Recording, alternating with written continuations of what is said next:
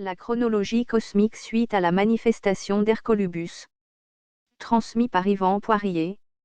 Le processus est le suivant: au niveau collectif, nous verrons une accentuation du chaos, une accentuation de la folie, une accentuation de l'état de guerre, voire des égos-personnalités qui œuvreront pour le pouvoir et le contrôle chez les consciences restantes. Parallèlement à cela, nombre d'êtres humains commenceront à découvrir et à vivre la joie, ce qui peut sembler effectivement paradoxal dans le contexte apocalyptique où les sociétés rentreront. Le chaos, visible, entraînera soit encore plus de peur, pour ceux qui résistent, soit encore plus de joie pour ceux qui accueillent la joie et l'amour. Tout ça, quel que soit leur vécu antérieur, quel que soit leur rôle ou leur fonction au sein de l'ancrage et de l'essaimage de la lumière authentique.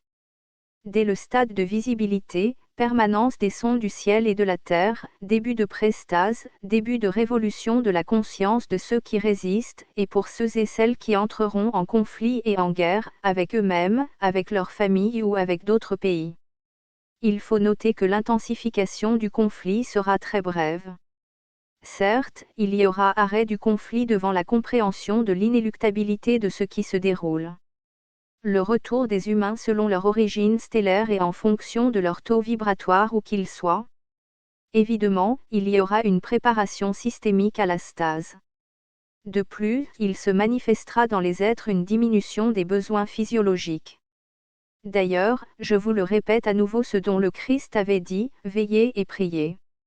Cela ne signifie pas de s'appuyer sur un sort futur quelconque qui engendre une projection ou la peur de l'inconnu, mais, bien, dans un lâcher-prise inéluctable où il n'y aura plus de souffrance, de doutes ou de tergiversation sur quoi que ce soit ou à l'égard de qui que ce soit.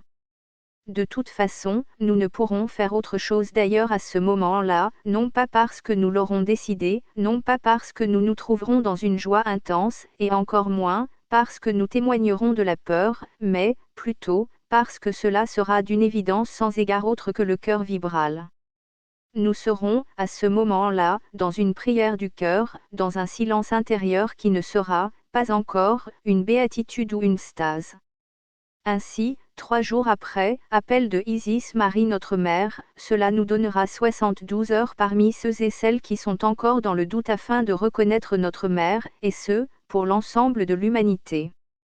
Durant cette période propice de réminiscence, il y aura encore certains, des êtres malveillants, qui essaieront de trouver des stratégies pour nous faire croire à autre chose que les réalités que nous vibrerons avec le cœur vibral. Le plus bel exemple est relié au projet Bluebeam.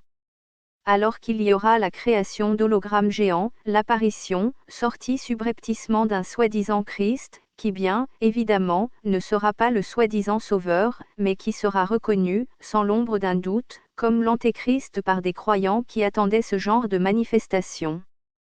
Certains et certaines qui le reconnaîtront comme le Christ sauveur de l'humanité, seront totalement dans l'illusion des attentes qu'ils se sont créées par l'entremise de faux prophètes. Il va de soi, que le Christ ne pourrait se présenter par cette méthode qui falsifierait la conscience de ceux et celles qui y croiraient.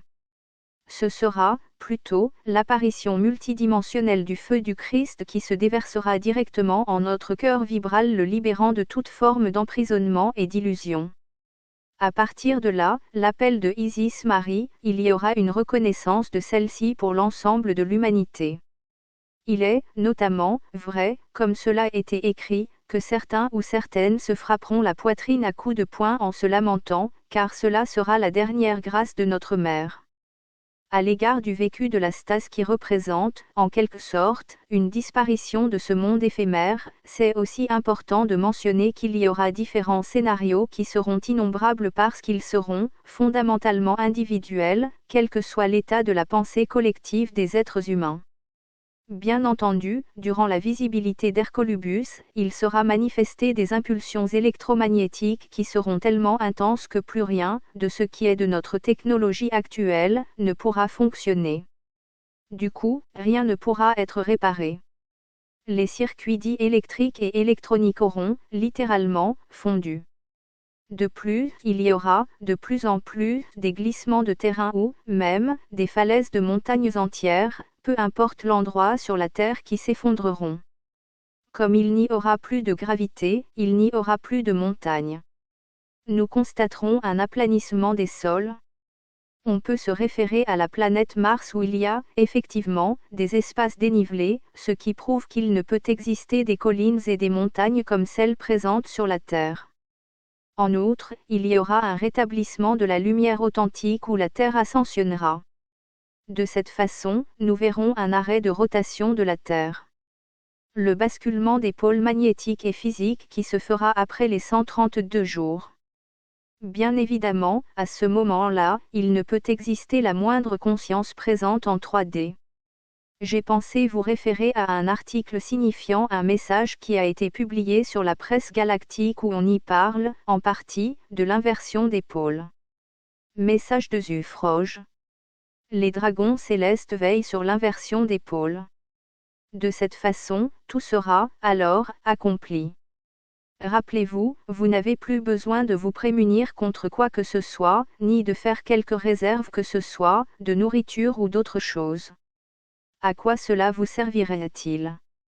Car celui ou celle qui vit son éternité, même en possédant son corps de chair, n'a plus de besoin, n'a plus d'impératif, n'a plus besoin des conditions de vie telles que nous les connaissons au sein de l'Occident. Entre-temps, Hercolubus se manifeste quand même. La manifestation d'Hercolubus nous occasionne des inconforts physiques, psychologiques, psychiques et au niveau de la conscience. En fait, toutes ces manifestations vont s'intensifier en vous, ainsi qu'à l'extérieur de vous, peu importe où on se trouve sur la planète. Ces symptômes évidents sont reliés également aux manifestations électriques et électromagnétiques d'Hercolubus qui se rapprochent, de plus en plus, de nous et en nous. Effectivement, il est plus que possible que nous vivions, de plus en plus, de ces inconforts qui sont concomitants à l'approche d'Hercolubus qui joue un rôle extrêmement important, autant sur le corps, l'âme, la conscience et tout ce qui habite notre être dans sa dimensionnalité ainsi que dans sa multidimensionnalité. Ainsi, il est fort possible que nous ayons des malaises de toutes sortes, dépendant de nos cellules qui ont été enquistées, ankylosées, engrammées et que nous avons, inconsciemment engrangées dans notre sang, par les variations électromagnétiques de la matrice astrale ou de l'ancien vaisseau de ferraille communément appelé Nibiru, et que ces symptômes apparaissent soudainement. Cela peut être, également, des vertiges, des nausées, des maux de tête violents, des pertes de mémoire, des disparitions soudaines de la conscience, un peu comme si nous étions dans la Lune, qui sont, en fait, des symptômes de libération en vue de l'ascension. Parfois, il est possible que nous perdions, littéralement, nos repères géophysiques d'où nous pouvons nous retrouver, soit à la maison, dans un magasin ou dans notre véhicule, en nous sentant complètement égarés autant dans l'espace que dans le temps. Chacun le vit différemment, tout dépend du taux vibratoire de sa conscience. Il s'agit, en l'occurrence, de modifications importantes au niveau, notamment, des corps subtils ainsi que des chakras. Je parle ainsi de l'intégration et de la fusion des 5 corps subtils supérieurs ainsi que les 5 chakras supérieurs. Vous comprendrez que ce processus déstabilise le corps, voire les cellules, ce qui crée des dysfonctionnements et des déséquilibres physiques, psychiques, psychologiques et mentaux. En réalité, nous sommes en train de vivre la dissolution d'engrammes qui emprisonnaient notre conscience et qui, du même coup, dissolvant graduellement la manifestation illusoire de l'ego-personnalité ainsi que du mental qui se dissolvant par étapes, mais sans notre intervention. C'est l'intelligence de la lumière qui orchestre le tout pour nous sans que nous ayons, d'aucune façon, à y intervenir. Ce fut notre choix avant la première incarnation que nous laisserions l'intelligence de la lumière œuvrer au sein de notre être, dans le cas où il y aurait une possibilité où nous serions soumis à un processus d'enfermement. Or, afin de comprendre un peu mieux ce dont je vous parle, voici quelques explications qui pourraient éclaircir votre conscience durant cette transcendance qui se veut multidimensionnelle. Je vous donne une idée de ces principes invisibles que je ne veux guère davantage élaborer de façon exhaustive puisque cela serait trop long à mettre sur papier. Je vous donne une synthèse qui sont des détails issus du site Autre Dimension. 8e chakra, il est relié au domaine de l'activité humaine. Il demeure permanent près du corps physique. 9e chakra, il est inactif pour la plupart des humains. Il s'actualise en ce moment en raison du dévoilement des dernières clés métatroniques par l'archange Métatron ainsi que des révélations des crop circles projetées par les Arcturiens. 10e chakra. Il est de plus en plus actif en nous, que le corps d'être-té qui était gardé dans le soleil a été réveillé et libéré afin que nous puissions l'intégrer graduellement en notre corps. 11e chakra. Ayant atteint le 10e chakra, il est en relation avec la galaxie qui le relie à la source centrale d'Alcyone.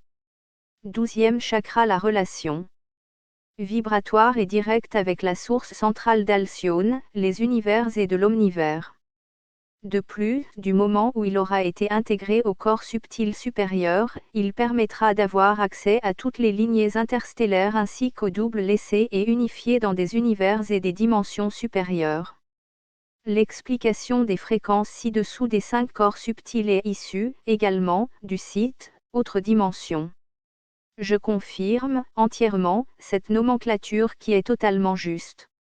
OD, 8e corps ou, corps de naissance de l'embryon christique, entre le 3e et le 4e chakra, à la pointe du sternum. ER, 9e corps ou, corps de rayonnement du divin, sur l'axe du sternum, dans sa partie supérieure, au-dessus du chakra du cœur, sur la bosse sternale appelée angle de Louis. IM, 10e corps ou, corps de communication et de communion avec le divin, à mi-distance entre la paume d'Adam et la pointe du menton. IS, 11e corps ou, corps du Verbe créateur, sous le nez, dans le sillon nasogénien qui unit les parties gauche et droite de la lèvre supérieure. AL, 12e corps ou, corps de l'androgyne primordial, au-dessus de la boule de la pointe du nez, à la limite du cartilage. Je vous rappelle que chaque personne possède en elle sa propre vibration, ses propres fréquences et ses propres relations multidimensionnelles. Chacun vit selon tous ses mécanismes, personne ne peut vivre les mêmes révélations ou les mêmes vibrations en elle. Votre seule vérité, c'est votre propre expérience et non celle d'autrui. Il est bien entendu que les causes des désagréments physiologiques, psychiques et psychologiques puissent se manifester de la sorte à des moments où on s'en attend le moins. Je vous rappelle de nouveau que l'approche d'Hercolubus est directement reliée à des prémices de mécanismes de stase comme cela a été indiqué dans une chronique précédente.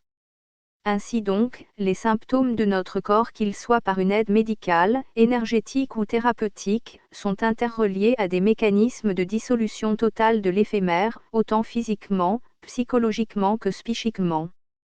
J'ajoute à cela que ce mécanisme de l'intérieur peuvent être liés au feu igné qui fait partie du feu au centre du centre-cœur vibral où on y retrouve également la Merkaba interdimensionnelle, qui est en train de faire le lien avec notre corps d'éternité qui s'actualise de plus en plus dans la conscience.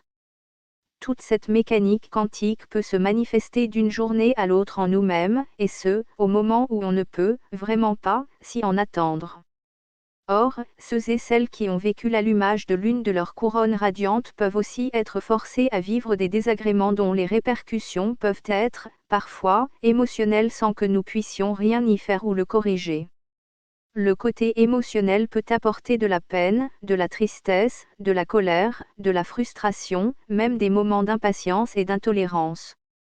La caractéristique de tout ça, c'est que c'est des phénomènes qui font irruption au sein de la conscience de manière rapide, voire fulgurante, nous mettent dans une disposition où on se chagrine ou se culpabilise face à cela ou simplement en s'interrogeant du pourquoi et du comment, nous vivons, soudainement, ces désagréments qui nous font vivre, soit une fatigue, un mot inopiné ou même des inflammations que nous n'avons jamais vécues dans notre vie.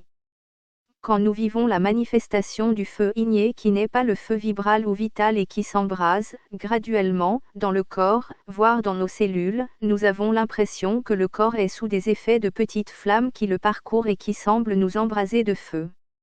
En fait, il s'agit de la dissolution de nos couches isolantes, de nos illusions qui se dissolvant, nous libérant de l'enfermement. C'est comme si nous avons l'impression que nous cuisons de l'intérieur, mais sans sentir de brûlure.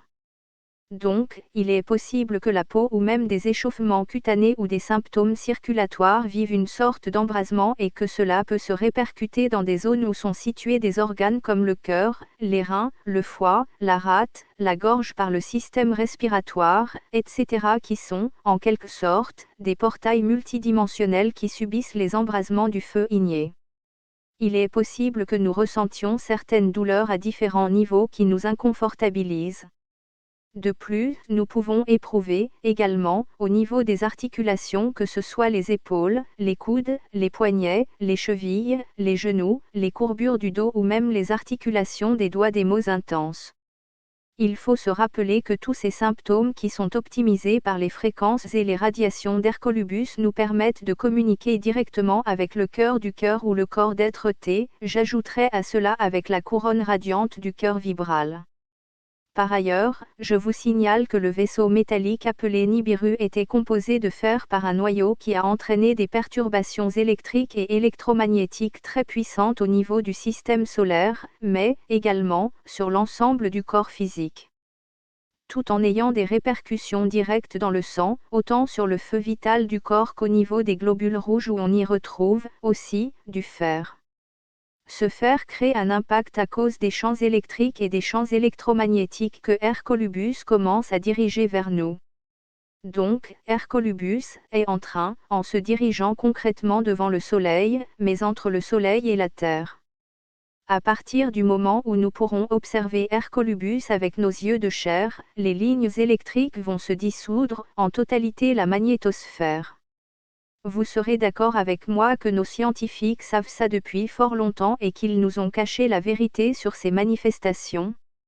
Certes, ils ne veulent, surtout pas, que nous sachions que les rayons cosmiques, soit du centre de la galaxie, de Bételgeuse, de la source, de l'ultraviolet et les autres rayonnements que nous connaissons, soient divulgués au grand public. C'est ainsi que le feu igné vient faire son œuvre, si je peux l'appeler ainsi, afin d'achever la dissolution de notre monde, mais, également, de tous nos corps qui avaient été enfermés. Ainsi donc, Hercolubus est, en quelque sorte, le maillon qui manquait afin de nous libérer de cet emprisonnement.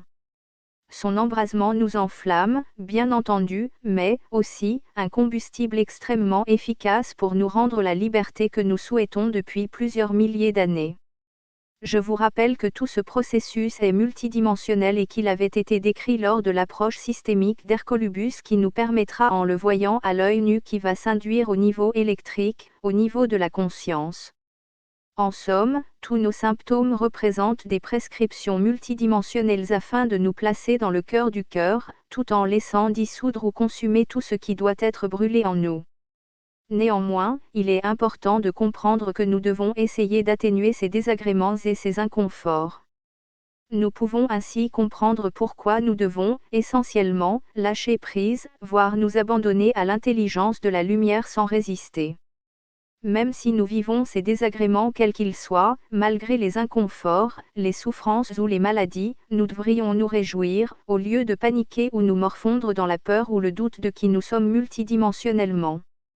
Il est aussi important de conscientiser que nous sommes en train de nous libérer de l'emprisonnement séculaire qui dure depuis des milliers d'années.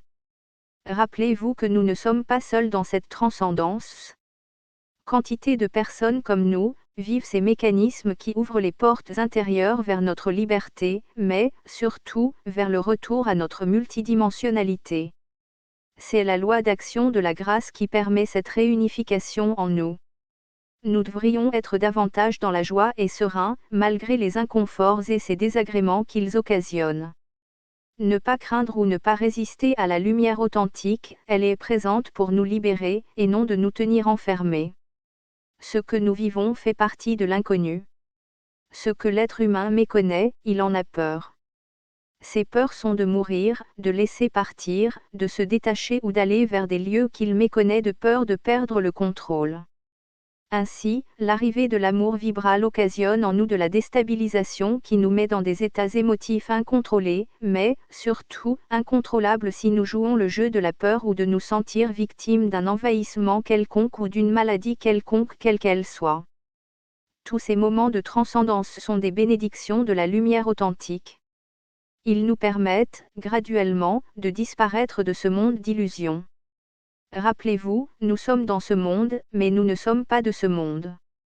Il est fondamental que nous comprenions que cela fait partie des prophéties et que les moments de vérités et de libération se font en ce moment même autant à l'extérieur qu'à l'intérieur de nous. Il est évident que nous résistons, nous nous ankylosons par la peur et le doute qui rongent notre conscience à demeurer dans le déni de qui nous sommes. Afin de traverser ces phases, il est fondamental de lâcher prise, de savoir bien respirer de façon consciente. Il est aussi important de méditer, de prier, de nous trouver dans des lieux libérés de pollutions ou de bruit.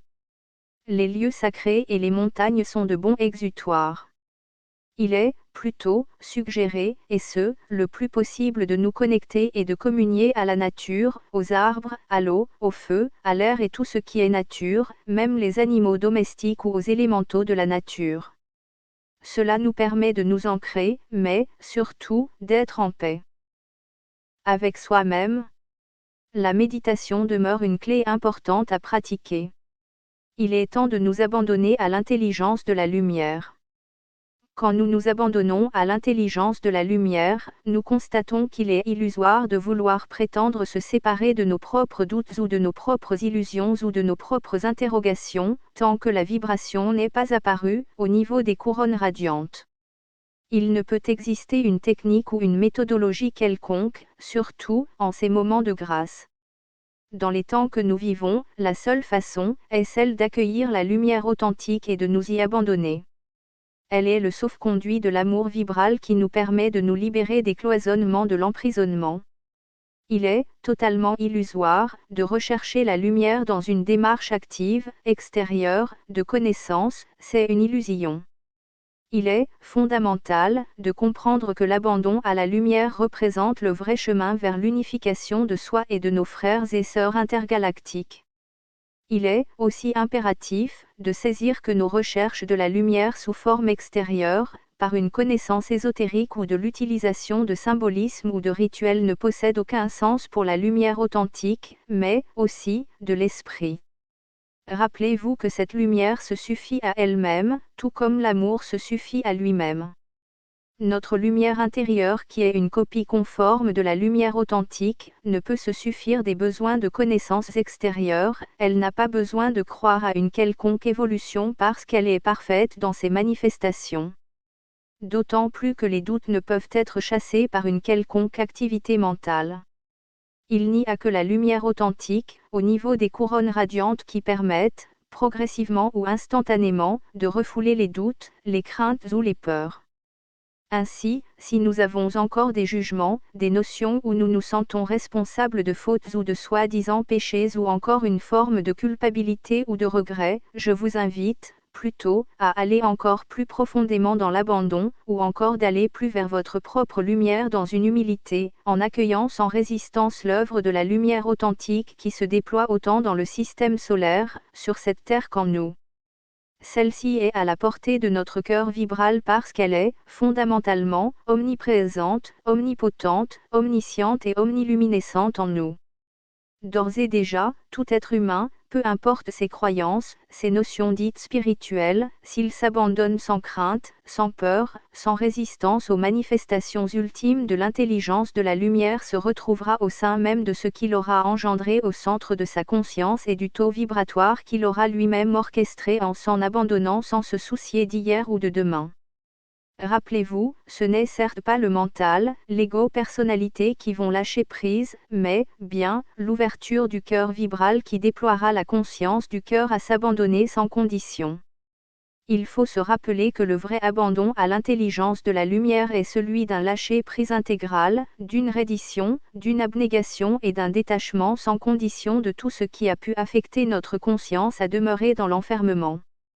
Il est également fondamental de ne plus vous associer à de quelconques manifestations de l'extérieur, guerre, conflits, politique, situation financière, effondrement des paradigmes existentiels ou de quelconques manifestations par des êtres malveillants qui veulent maintenir la conscience dans le contrôle, la peur et la tergiversation. Il ne sert à rien de connaître ces belligérances qui ne font qu'envenimer ce que vous êtes intérieurement, voire soumettre la conscience dans des éléments qui ont, plutôt, pour but de l'enfermer que de la laisser libre d'ascensionner. Entre-temps, je vous incite à mettre dans votre vie de tous les jours et devant tout ce dont vous vivez, observez ou manifestez, l'amour vibral dans tout ce qui vous entoure, sans juger, sans projeter ou sans vous fier sur un passé expérientiel et existentiel quelconque.